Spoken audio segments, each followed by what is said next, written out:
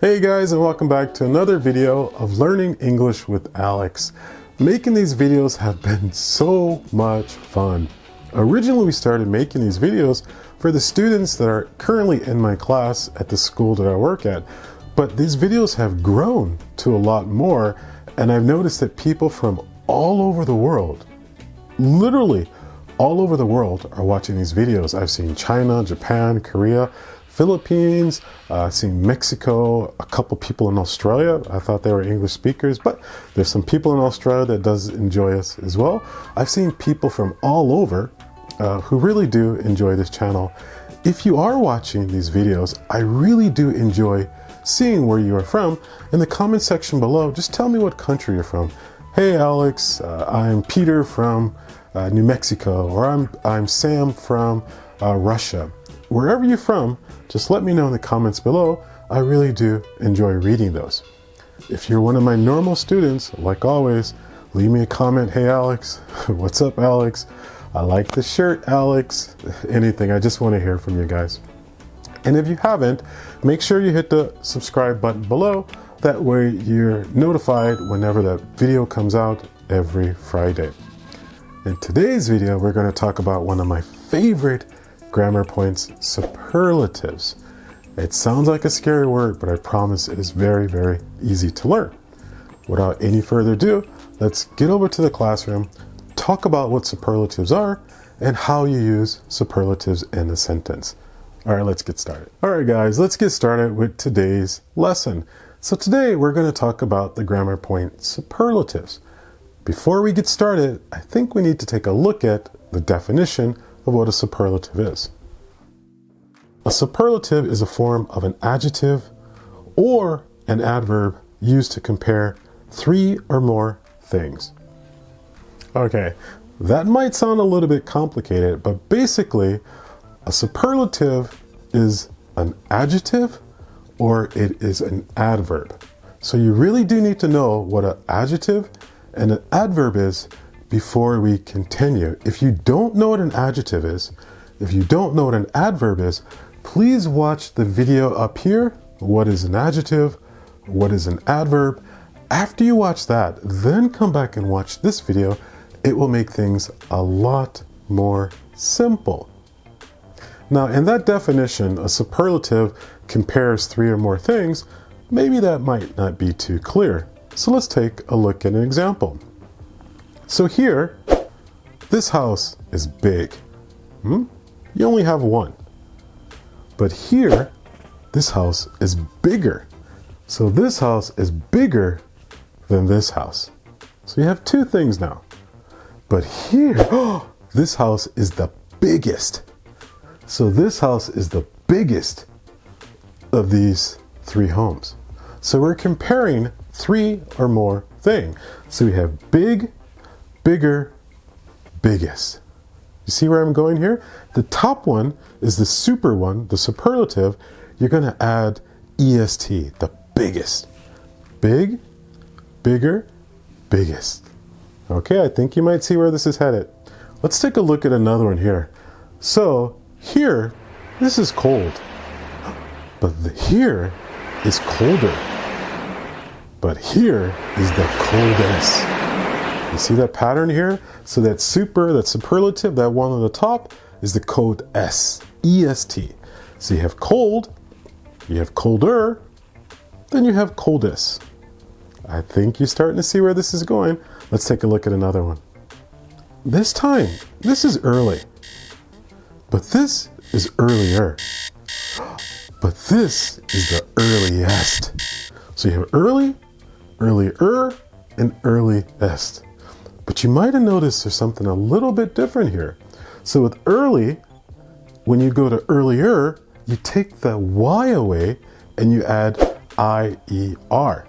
So if you have a word, an adjective, that ends in a Y, you have to take away the Y and add I. That's why you have early, earlier, and earliest. That's a really important rule to remember. If it ends in a Y, you have to take away the Y and add I. So I-E-R and I-E-S-T. All right, that's one little special rule we have there. Let's take a look at another one. Okay, let's take a look at this one. We have dirty, dirtier, but this is the dirtiest. Again, you see this dirty ends in a Y. So here we're going to take away the Y and add I-E-R. Again, on top, we're going to take away the Y and add I-E-S-T. So this one is dirty, but this one is dirtier, but this one is the dirtiest.